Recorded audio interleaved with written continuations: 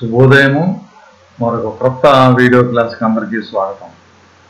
ఈ క్లాస్లో జల కాలుష్యము,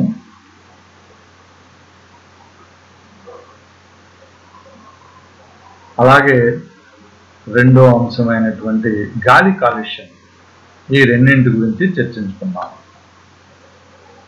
వాయు కాలుష్యము అంటే గాలి కాలుష్యము, ఇంకోటి జల కాలుష్యము. బిఎస్సి ఫైనల్ ఇయర్ సెమిస్టర్ 6లో రెన్యూవబుల్ ఎనర్జీ అనేటువంటి ఎలెక్టివ్ పేపర్లో ఉన్నటువంటి సిలబస్లో ఈ రెండు అంశాలు, సిలబస్కు సంబంధించినటువంటి ఈ రెండు అంశాలు. అందుచేత నేను చర్చించేటువంటి ఈ టాపిక్స్ యొక్క పరిధి వారికి కావలసినటువంటి విధంగా మాత్రమే ఉంటుంది. వారికి కావలసిన దానికి లిమిట్ అయి ఉంటుంది. అంటే air pollution, water pollution, final BSc 6th semester renewable energy పేపర్లో ఆ పేపర్ చదివేటువంటి విద్యార్థులకి తగిన విధంగా తగినంత వరకు మాత్రమే ఎయిర్ పొల్యూషన్, వాటర్ పొల్యూషన్ అనేది చర్చించడం జరుగుతుంది, జనరల్గా కాదు. Okay, right. అది గమనించవలసిందిగా నేను మీకు విజ్ఞప్తి చేస్తున్నాను. గాలి కాలుష్యము, నీటి కాలుష్యము. గాలి, నీరు భూమి మీద జీవరాశులకైనా, జీవమున్న రాశులకైనా, జీవము లేని రాశులకైనా, అసలు భూమి మీద ఈ వ్యవస్థల యొక్క మనుగడలు కొనసాగించాలంటే గాలి, నీరు ఇవి రెండు ముఖ్యమైనటువంటి ప్రాథమిక అవసరాలు. అందులో జీవమున్న రాశులకు సంబంధించినంత వరకు, జీవము ఉన్న రాశులకు సంబంధించినంత వరకు గాలి అనేది శక్తి ప్రదాయిని, జీవాన్ని కొనసాగించేటువంటి శక్తి ప్రదాయిని. నీరు అనేది జీవాన్ని కొనసాగించడానికి అవసరమైనటువంటి పదార్థ భాగము. అంటే నీరు అనేది జీవనానికి పదార్థ భాగం అయితే, గాలి అనేది శక్తినిచ్చేటువంటి భాగముగా నేను అనుకుంటున్నాను. అటువంటి ఇవి రెండే యాక్చువల్గా జీవనానికి సంబంధించినంత వరకు కావలసినటువంటి రెండు అంశాలు ఏంటి? గాలి, నీరు. గాలి ద్వారా వేరు జీవరాశులు వాటికి కావలసినటువంటి వాయువులను పీల్చుకొని తమ యొక్క జీవితాన్ని నిలబెట్టుకుంటాయి, జీవనాన్ని నిలబెట్టుకుంటాయి. అలాగే నీటిని వినియోగించుకోవడం ద్వారా తమ జీవితానికి కావలసినటువంటి ప్రాథమిక పదార్థాన్ని సమకూర్చుకుంటాయి. అంచేత ఒకటి ప్రాథమిక పదార్థము, ఇంకోటి ప్రాథమిక శక్తి స్వరూపము. ఈ రెండింటి యొక్క కాలుష్యం గురించి మనం మాట్లాడుకోబోతున్నాము. అందుచేత ఈ రెండింటి యొక్క అవసరాన్ని మీకు ఒకసారి గుర్తు చేయడం కోసం ఈ విషయాన్ని చెప్తున్నాను. అసలు ప్రకృతిలోనే జీవరాశులు కానీ, జీవము లేనటువంటి వ్యవస్థలకైనప్పటికీ కూడా ఇవి రెండు అతి ముఖ్యమైనటువంటి భాగాలు. వీటి మూలంగానే ఎలాగో జీవం ఉన్నటువంటి రాశులకు ఒకటి జీవనాధార శక్తి అయితే, ఇంకోటి జీవనాధార పదార్థము. జీవము లేనటువంటి రాశులకు కూడా ప్రకృతిలో వేరు సహజబద్ధమైనటువంటి స్థితులు, సహజబద్ధమైనటువంటి నిర్మాణము జరగాలంటే ఓకే, గాలి, నీరు చాలా ముఖ్యమైనటువంటి అంశాలు. అటువంటి అంశాల గురించి మనం చర్చించుకుంటున్నాం. ఆ విషయాన్ని మీరు గుర్తుపెట్టుకోవాలి. మొట్టమొదటి మనం ఎయిర్ పొల్యూషన్, గాలి కాలుష్యం గురించి మాట్లాడుకుందాం.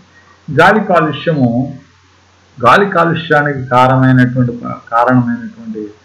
ప్రాథమిక కాలుష్య కారకాలు, వీటిని ద్వితీయ కాలుష్య కారకాలు లేదా ఉప కాలుష్య కారకాలు. అంటే గాలి కాలుష్యానికి ప్రాథమిక అంశాలు ఇవి ఉప అంశాలు. రెండో అంశం అనొచ్చు, లేకపోతే ఉప అంశాలు అనొచ్చు. ప్రాథమిక అంశాలు ఏంటి? గాలి కాలుష్యము ప్రాథమిక అంశాలు ఏంటి? గాలి కాలుష్యం ఏర్పడటానికి జరిగేటువంటి ప్రాథమిక అంశాలు ఏంటి? కార్బన్ మోనాక్సైడ్ జనించటము, సల్ఫర్ డయాక్సైడ్ జనించటము, అమోనియా గాలిలో కలిసిపోవటం, వాల్టాయిక్ ఆర్గానిక్ కాంపౌండ్స్ కలిసిపోవటం, పార్టికులేట్స్ అంటే చాలా డస్ట్ పార్టికులేట్స్ అంటే చాలా చిన్న కార్బన్ మిళితమైనటువంటి కణాలు గాలిలో కలిసిపోవటం, నైట్రోజన్ డయాక్సైడ్ NO2 కలిసిపోవటం, నైట్రిక్ ఆక్సైడ్ NO కలిసిపోవటం, ఇటువంటి వాయువులు అలాగే చిన్న చిన్న కణాలు ఏంటనమాట గాలి కాలుష్యానికి ప్రాథమిక కారకాలు అన్నమాట. ఏరోప్లేన్స్, వాల్కనిక్స్, వైల్డ్ లైఫ్ నుంచి, అలాగే అగ్రికల్చర్ నుంచి, ఫ్యాక్టరీస్ నుంచి, వెహికల్స్ నుంచి, ఓకే, అలాగే ఫ్యాక్టరీస్ యొక్క సముదాయం నుంచి వస్తున్నటువంటిది అనమాట ప్రైమరీ కారకాలు. వీటిని ప్రాథమిక మూలాలు అని అంటాం. ఇవి ఉపమూలాలు, ఉపపొల్యూటెంట్స్, ఉపమూలాలు. ఇవి అంటే ప్రాథమిక కారకాలు ఇవేంటి? ఇవి ఉపకారకాలు. ఇవేంటివి?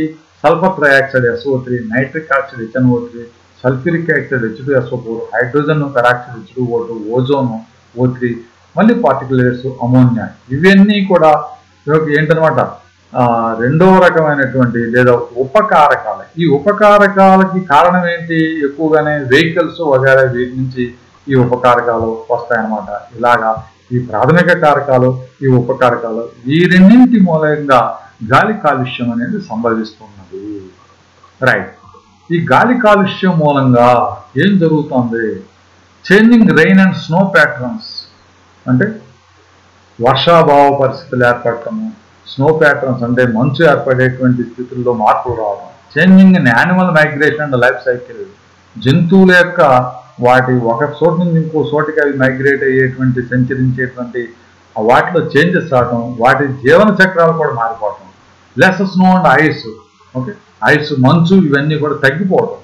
రైట్. థావింగ్ ఆఫ్ పర్మాఫ్రాస్ట్ కరగనటువంటి మంచు అంటే ఎప్పుడూ ఘనీభవించి ఉండేటువంటి మంచు తరిగిపోవడం, more droughts and wildfires, okay, droughts, ఈ డ్రాట్స్ ఏర్పడటం, వైల్డ్ ఫైర్స్ అంటే పెద్ద పెద్ద నిప్పు అడవుల్లోని వాటిలోని ఒక ఎక్కువ కాలిపోవటం అన్నమాట. High temperature and more heat waves, చాలా ఎక్కువ ఉష్ణోగ్రతలు రికార్డ్ అవటము, ఓకే, తదనుగుణంగా హీట్ వేవ్స్, వేడి గాలి ఏర్పడటం, స్ట్రాంగర్ స్టార్మ్స్, పెద్ద పెద్ద చాలా భయంకరమైనటువంటి తుఫాన్లు ఏర్పడటం, ఓకే, డ్యామేజ్ టు ది కొరాల్స్, పగడాలు, ముత్యాలు, ఇట్లాంటి అత్యంత విలువైనటువంటి సముద్రంలో దొరికేటువంటి అత్యంత విలువైనటువంటి వస్తువులు నష్టం వాటిల్లటం, రైజింగ్ సీ లెవెల్స్, సముద్ర నీటి మట్టం తరగటం, వార్మర్ వాషన్స్, సముద్రం యొక్క నీటి వేడెక్కటం, changes in the life cycle of the plants, మొక్కలు వీటి యొక్క జీవన విధానంలో మార్పు రావటం. అంటే చూసారా, మొత్తం మీద ఈ రకాలైనటువంటి మార్పులన్నింటి మూలంగా పర్యావరణము మొత్తముగా క్షీణించిపోతుంది. పర్యావరణం అంతా క్షీణించిపోతుంది. పర్యావరణానికి పెనుముప్పు ఏర్పడుతుంది. పర్యావరణానికి పెనుముప్పు ఏర్పడితే జీవనానికి పూర్తి స్థాయిలో ఒక ప్రమాదం వాటిల్లుతుంది. అంచేత ఇటువంటి ఈ ఎయిర్ పొల్యూషన్ అనేది మనం గమనించాలి. రైట్. ఇప్పుడు విద్యార్థులకి వాళ్ళకు ఉపయోగపడే విధంగా ఈ గాలి కాలుష్యాన్ని మీకు వాళ్ళకి సంబంధించినటువంటి వాళ్ళు చదువుకుని ఎగ్జామినేషన్స్లో రాయడానికి వాళ్ళకి సంబంధించిన మెటీరియల్ని అప్లోడ్ చేసి మళ్ళీ దీన్ని మీకు నేను మళ్ళీ వివరించడం జరుగుతాను. పర్యావరణ క్షీణత వలన కలిగే ఫలితాల్లో వాయు కాలుష్యం అత్యంత సాధారణమైనది. ఓకే, పర్యావరణ క్షీణత వలన అంటే అనేక రకాలైనటువంటి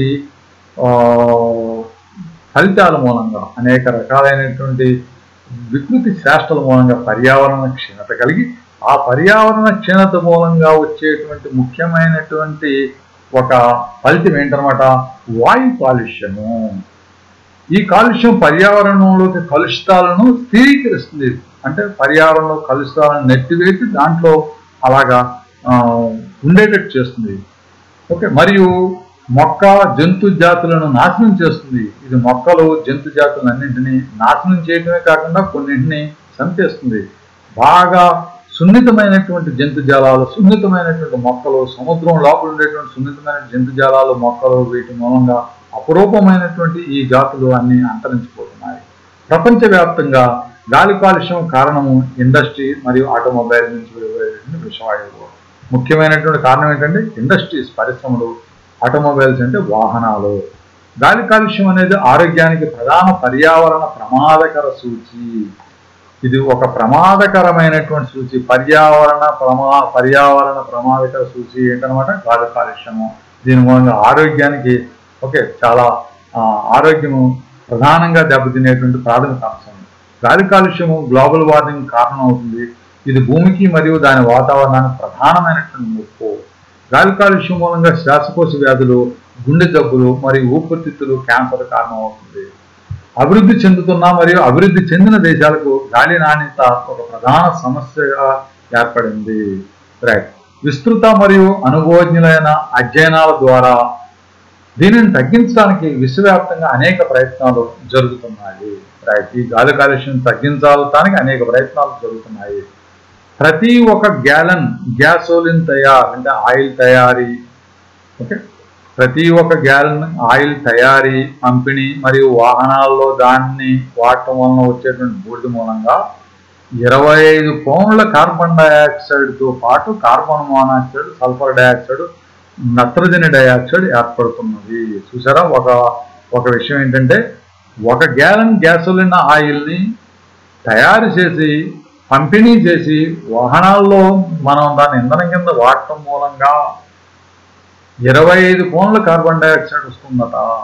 దీంతో పాటు కార్బన్ మోనాక్సైడ్, సల్ఫర్ డైఆక్సైడ్, నత్రజని డైఆక్సైడ్ కూడా ఏర్పడుతుంది. చూసారా? అంత పొల్యూషన్కి కారణమైనటువంటి వాయువులు ఈ వాహనాల నుంచి వెలువడుతున్నాయి. ఈ ఉద్గారాలు గ్లోబల్ వార్మింగ్ పెంచడానికి దోహదపడుతున్నాయి. గ్రీన్ హౌస్ వాయువులకి ఇది ఆవరణ.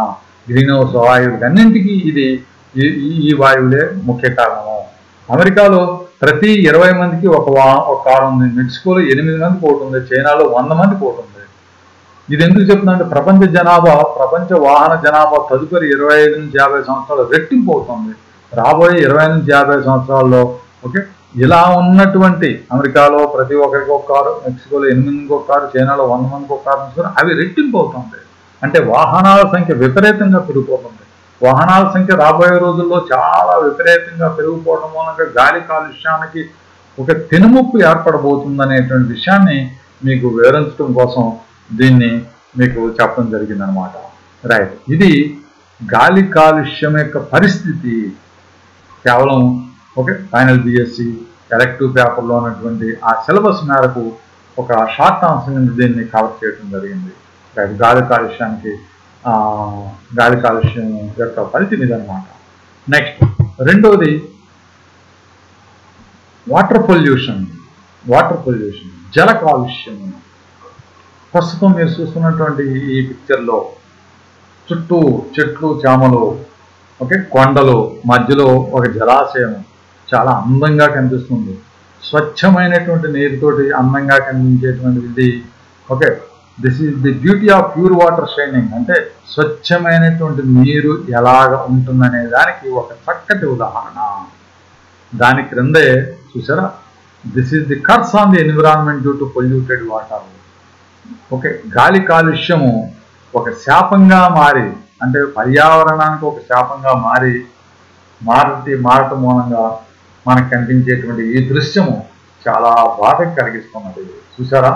ఇవన్నీ కూడా ఇల్లు, హ్యాబిటెంట్స్, అంటే నివాస ప్రాంతాల్లో మధ్యలో ఉండేటువంటి ప్రాంతంలో నీరు ఎలాగా అనేక రకాలైనటువంటి వ్యర్థాలతోటి ఎలాగ కుళ్ళిపోయి కృషించి నశించి కనిపిస్తుందో చూడండి. దీని మూలంగా ఎంతటి విపత్తు సంభవిస్తుంది అనేది మీకు చెప్పడం కోసం నేను దీన్ని మీకు చూపించడం జరిగింది. Right. Water pollution point sources, non point sources. అంటే జల కాలుష్యము లోకలైజ్డ్, అంటే ఒక నిర్దిష్ట ప్రాంతంలో కనిపించేటువంటి జల కాలుష్యాలు ఏంటి, విస్తృత ప్రాంతంలో నుంచి వచ్చేటువంటి జల కాలుష్యాలు ఏంటి అనే దాని గురించి మీకు చెప్తాను. అంటే జల కాలుష్యము ఒక నిర్దిష్ట ప్రాంతం, ఒక కేంద్రీకృత ప్రాంతం నుంచి వచ్చేటువంటి జల కాలుష్యాలు, విస్తృత ప్రాంతం నుంచి వచ్చేటువంటి జల కాలుష్యాలు 2 రకాలు అన్నమాట. నాన్ పాయింట్ అంటే విస్తృతం, అంటే చాలా బ్రాడ్, అంటే విస్తృతంగా ఉంటాయి. డిఫ్యూజ్ ఏరియా అంటే చాలా ఎక్కువ ప్రాంతం విస్తరించి ఉంటాయి. వీటిని డిఫికల్ట్ టు ఐడెంటిఫై, వీటిని ఐడెంటిఫై చేయడం కూడా కష్టమే. అండ్ డిఫికల్ట్ టు కంట్రోల్, వీటిని కంట్రోల్ చేయడం కూడా కష్టమే. ఎక్స్పెన్సివ్ క్లీనప్, ఎటువంటి డిస్ట్రిబ్యూటెడ్ అంటే విస్తరించి వచ్చేటువంటి జల కాలుష్యాన్ని మనం క్లీన్ చేయడం కూడా చాలా కష్టము. ఏంటి విస్తృతం ఏంటన్నమాట, సిటీస్ నుంచి, ఓకే, అంటే పెద్ద పెద్ద పట్టణాల్లో ఉండే హ్యాబిటెంట్స్, ఓకే, అలాగే పెద్ద పెద్ద పట్టణాల్లో ఉండే ఇండస్ట్రియల్ ఎస్టేట్స్, వీటి నుంచి వచ్చేటువంటి ఇవన్నీ కూడా విస్తృత పరిధి సంబంధించిన అన్నమాట.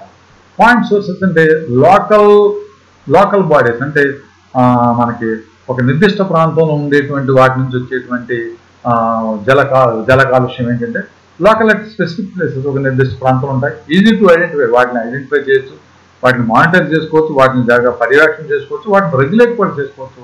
ఇవేంటివి పాయింట్ సోర్సెస్, మన చిన్న ఇల్లు, వాటి నుంచి వచ్చేటువంటి వేస్టేజ్, చిన్న ఫ్యాక్టరీస్, తర్వాత యానిమల్ ప్లేసెస్, వీటి నుంచి వచ్చేటువంటివి ఇవేంటనమాట పాయింట్ సోర్సెస్ అనమాట. ఇలాగా point sources, not point sources అంటే కేంద్రీకృత ప్రాంతం నుంచి వచ్చేటువంటి జల కాలుష్యము, విస్తృత ప్రాంతాల నుంచి వచ్చేటువంటి జల కాలుష్యం అనే జల కాలుష్యాన్ని మనం 2 రకాలుగా విభజించడం జరుగుతుంది. తర్వాత మళ్ళా మనం ఏం చేద్దామంటే ఒకసారి స్టూడెంట్ మెటీరియల్ నుంచి మనకు కావాల్సినటువంటి విషయాన్ని గ్రహించిన తర్వాత దీంట్లోకి వద్దాం.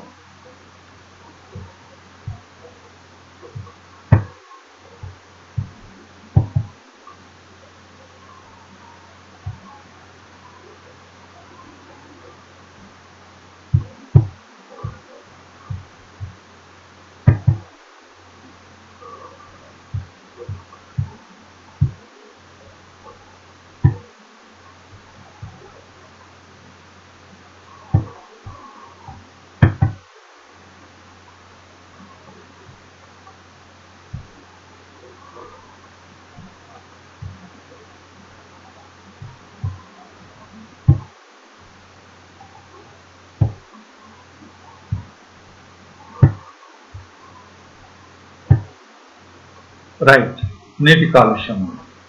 పర్యావరణ క్షీణత కాలంగా నీటి కాలుష్యము ప్రకృతికి మరొక ప్రధానమైన విపత్కర అంశంగా గుర్తించబడింది. పర్యావరణ క్షీణత మూలంగా అనేక రకాలైనటువంటి పర్యావరణ క్షీణత కారకాల మూలంగా ఉద్భవించేటువంటి 2 విపత్కర అంశాల్లో ఒకటి గాలి కాలుష్యం అయితే రెండోది నీటి కాలుష్యము. నీటి కాలుష్యం అనేది భూమి మీద ఉన్న జీవాన మరియు జీవము లేని వ్యవస్థలకు గొప్ప ప్రమాదము. అటు జీవం ఉన్నటువంటి వ్యవస్థలకు, ఇటు జీవం లేనటువంటి వ్యవస్థలకు కూడా నీటి కాలుష్యం చాలా చాలా గొప్ప ప్రమాదకరము. జీవం ఉన్న దానికి జీవజలమే, అంటే ఏ జీవం ఉన్న రాశికైనా జీవజలం అంటే జీవ పదార్థం నీరు. అటువంటిది లేకపోతే అటువంటి దాంట్లో కాలుష్యం ఉంటే ఇక మొత్తం ఆ వ్యవస్థ అంతా నిర్జీవం అయిపోతుంది. జీవం లేని వ్యవస్థలకు కూడా, అంటే ప్రకృతిలో ఉండేటువంటి జీవం లేనటువంటి వ్యవస్థలు, భూమి యొక్క ప్రాంతాలు, కొండలు ఇవన్నీ కూడా, మెట్లు ఇట్లాంటివన్నీ కూడా ఏర్పడాలంటే కూడా నీటి కాలుష్యము ఉండకూడదు అన్నమాట. దీని స్వభావము ఇతర భాగాలపై చెడు మరియు ప్రతికూల ప్రభావాన్ని కలిగిస్తుంది. ఇప్పుడే నేను చెప్పినట్టు ప్రకృతిలో ఉండేటువంటి ఇతర వాటి మీద కూడా చెడు ప్రభావాన్ని చూపిస్తుంది. పర్యావరణ క్షీణత యొక్క ప్రధాన భాగము భూమి మీద మంచినీటి వనరుల యొక్క క్షీణత. చూసారండి, పర్యావరణ క్షీణత యొక్క ఒక ప్రధానమైనటువంటి భాగంగా మనం ఏం చెప్పుకోవచ్చు అనమాట, భూమి మీద మంచినీటి వనరులు నానాటికి క్షీణించిపోతున్నాయి. భూమి మీద ఉన్న నీటిలో దాదాపు 2.5% మాత్రమే మంచినీరు, మిగిలినంతా ఉప్పు నీరు. అంటే భూ ఉపరితలం మీద లభించేటువంటి నీటిలో కేవలము 2.5% మాత్రం మంచినీరు తాగటానికి ఉపయోగపడుతుంది, మిగిలినంతా ఉప్పు నీరు. సరే, అంటార్క్టికా మరియు గ్రీన్లాండ్లో ఉన్న మంచు పరిమాణంలో 69% తాజాగా నీటిని స్తంభింపజేస్తుంది. ఇప్పుడు మనకి దొరికేది మంచినీరు 2.5%. ఈ 2.5%లో మళ్ళీ 69% అంట ఏ రూపంలోకి వెళ్ళి ఉంది, మంచు రూపంలో ఉంది. అంటే ఈ 2.5%లో మిగిలిన 30% మాత్రమే మనము వినియోగించుకోవడానికి అందుబాటులో ఉంది. కాబట్టి మిగిలిన 30%లో మాత్రమే, అంటే 2.5లో 30% మాత్రమే నీటి వినియోగం కోసం మనకు అందుబాటులో ఉంది. అంటే మనకు అందుబాటులో ఉన్నటువంటి నీరు ఎంత తక్కువ చూసుకోండి. మొత్తం లభించే నీరులో 2.5% మాత్రమే మంచినీరు, మిగిలినంత ఉప్పు నీరు. ఆ 2.5%లో మళ్ళీ 69% మంచు కట్టేసి ఉంది, మిగిలింది మాత్రమే మనకు దొరికేదన్నమాట. Okay, right. మంచినీరు తప్పనిసరి అయిన ముఖ్యమైనటువంటి వనరు, ఎందుకంటే భూమి మీద జీవితం దీనిపై ఆధారపడి ఉంటుంది. అసలు జీవజలము అంటాము, అది గుర్తుపెట్టుకోవాలి. నీటిలో గల పోషకాలు, ఖనిజాలు మరియు ఇతర రసాయనాలు అన్ని జీవులకు జీవావరణంలో రవాణా చేస్తాయి. జీవావరణలో అంటే జీవావరణ అంటే జీవరాశుల యొక్క ఆవరణలో అన్ని జీవరాశులకు, ఓకే, నీటిలో గల పోషకాలు, ఖనిజాలు మరియు రసాయనాలు రవాణా చేయబడతాయి. నీరు మొక్కలు మరియు జంతువులు, నీరు అనేది మొక్కలు మరియు జంతువులు అనే 2 వ్యవస్థలను నిలబెట్టుకొని భూమి లోపల ఖనిజాలను నిక్షేపం చేసి భూమి యొక్క ఉపరితలం రవాణా అభివృద్ధి చేస్తుంది.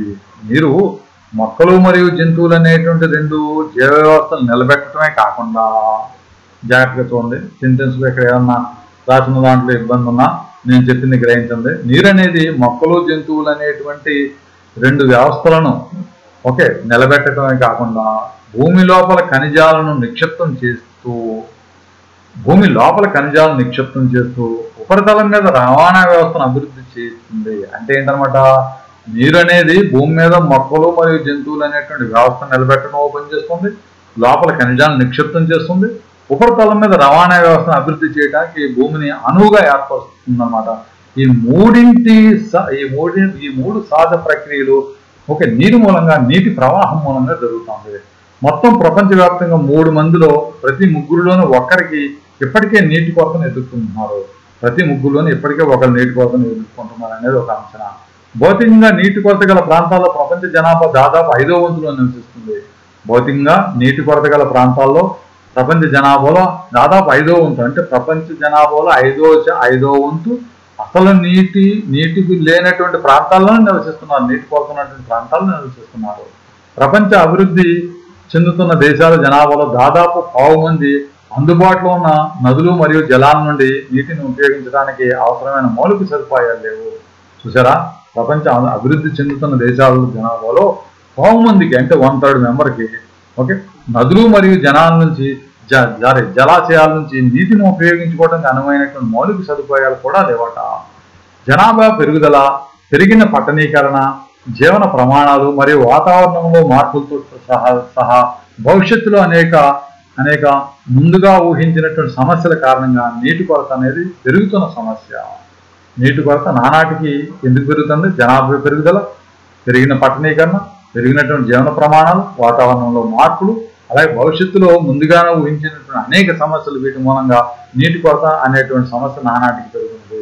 మురుగునీరు మరియు సముద్రము మరియు తీర ప్రాంతాల్లో ఉన్న పోషకాలు అధిక సాంద్రత కారణంగా భూగర్భ జలాల సూక్ష్మజీవ కాలుష్యం చాలా తీవ్రమైన బెదరిగా మారింది. చూసారా, మురుగునీరు మరియు సముద్ర తీర ప్రాంతాల్లో ఉన్నటువంటి పోషకాలు, అధిక సాంద్రత గల భూగర్భ జలాలు, అంటే అధిక సాంద్రత అంటే కంటామినేటెడ్ వాటర్ మూలంగా సూక్ష్మజీవులకు, అందులో ఉన్నటువంటి సూక్ష్మజీవులకి తీవ్రమైనటువంటి బెదరిగా మారింది.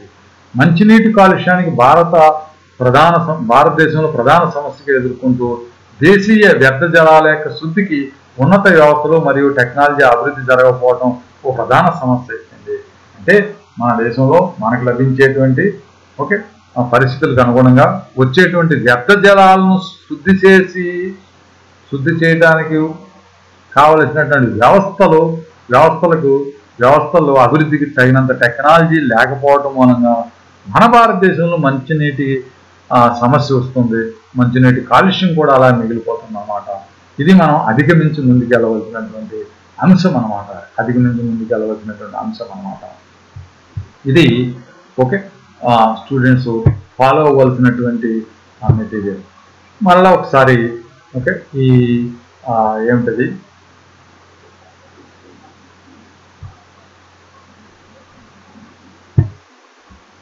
జల కాలుష్యంలోకి ఒకసారి మళ్ళీ స్విచ్ ఆన్ అయ్యి ఓకే చూద్దాం. వాటర్ పొల్యూషను ఎలాగ దాన్ని మనం అరికట్టాలి? How to control the water pollution? Keep out fat, grease or oil from your sink. మనం వాడేటువంటి షింకుల దగ్గర ఆయిల్స్, గ్రీజులు ఇట్లాంటివి లేకుండా చేస్తే మంచిది. ఉంట మూలంగా ఏమవుతుంది? అది పొల్యూట్ అయిపోతుంది. Do not flush contaminated drugs, liquids, medications, pills and etcetera and etcetera. Okay, నీటిలో కరిగిపోయి స్థిరీకరించబడేటువంటి మందులు, ఓకే, కొన్ని రకాల లిక్విడ్స్, మెడికల్ వ్యర్థాలు, వీటిని మనం ఓకే వెళ్లకుండా చేయాలి. Use detergents or bleaching minimumly. Detergents, bleaching అనేవి చాలా తక్కువగా వాడాలి. అలాగే పెస్టిసైడ్స్, ఫెర్టిలైజర్స్ ఇవన్నీ కూడా మనం తగ్గించుకోవాలి. తర్వాత proper savage management and treatment, అంటే మురుగునీటి ట్రీట్మెంట్, మురుగునీటి ప్రవాహము, వాటి ట్రీట్మెంట్, వాటికి సరైనటువంటి వ్యవస్థను ఏర్పరచుకోవాలి. Don't you dump into any water system directly. Okay, నీటి నిల్వ ఉండేటువంటి ప్రాంతాల్లో ఏ విధమైనటువంటి వ్యర్థ పదార్థాలను వేయకుండా ఉండాలి. Always use environmentally friendly products. ఎప్పుడు కూడా పర్యావరణ అనుకూలమైనటువంటి వస్తువులను లేదా పర్యావరణ అనుకూలమైనటువంటి వాటిని మనం కొనుక్కుని ఉపయోగించాలి. Planted trees to reduce the speed of the surface water. ఎక్కువ మొక్కలు నాటడం మూలంగా ఉపరితల నీరు యొక్క ఉపరితల నీరు వల్ల వచ్చేటువంటి కోతని, భూమి యొక్క కోతని ఆఫ్ చేయడానికి మనం ప్రయత్నించాలి. Use super energy saving washing machine లాంటివి అనేది అన్నింటిలో కూడా energy saving, water saving washing machines మనం ఉపయోగించాలి. Recycle, reusable. Okay, recycle, reusable options మనం తెలుసుకోవాలి. ప్లాస్టిక్స్ను వాడటం మానేసుకోవాలి. Okay, batteries, anti freezers, motor oils వీటిని డిస్పోజ్ చేసేటప్పుడు చాలా జాగ్రత్తగా, ఎట్టి పరిస్థితుల్లో నీటి వనరులకి దగ్గరలో వీటిని డిస్పోజ్ చేయడం, ఇట్లాంటివి మన వ్యక్తులు మనం మెయింటైన్ చేయవలసినటువంటి కొన్ని ముఖ్యమైనటువంటి అంశాలు. వీటి మూలంగా మనం వాటర్ పొల్యూషన్ చాలా వరకు మనం అంటే జల కాలుష్యాన్ని చాలా వరకు తగ్గించవచ్చు. రైట్. Water management plan. ప్రతి చోట కూడా నీటిని సక్రమ మార్గంలో ఉపయోగించుకునేటువంటి ప్లాన్స్ ఉండాలి, ప్లాన్లు చేసుకోవాలి. Okay, right. ఓకే, దానికోసం construction of proper storm drains and settling ponds. జలాశయాలు, చిన్న జలాశయాలు, అంటే నీరు పారేటువంటి చిన్న నదులు ప్రాపర్గా మెయింటైన్ చేయాలి. తర్వాత రైన్ వాటర్ హార్వెస్టింగ్ స్ట్రక్చర్, అంటే రెయిన్ వాటర్ని మనం దాన్ని పట్టుకొని, అంటే దాన్ని మనం సంపాదించి నిలువ చేసుకునేటువంటి వ్యవస్థలు మనం పెంపొందించుకోవాలి రెయిన్ వాటర్ని. తర్వాత సావేజ్ ట్రీట్మెంట్ సరిగ్గా జరగాలి, అంటే ఈ మురుగునీటి ట్రీట్మెంట్స్ కూడా చాలా జాగ్రత్తగా జరగాలి. వాటర్ వేస్టేజ్ అనే దాన్ని చాలా జాగ్రత్తగా, వాటర్ వేస్టేజే కాకుండా ఓకే, వాటర్ వేస్టేజ్ వ్యవస్థలను కూడా మనం గుర్తించి వాటిని ఓకే కంట్రోల్ చేయడానికి ప్రయత్నించాలి.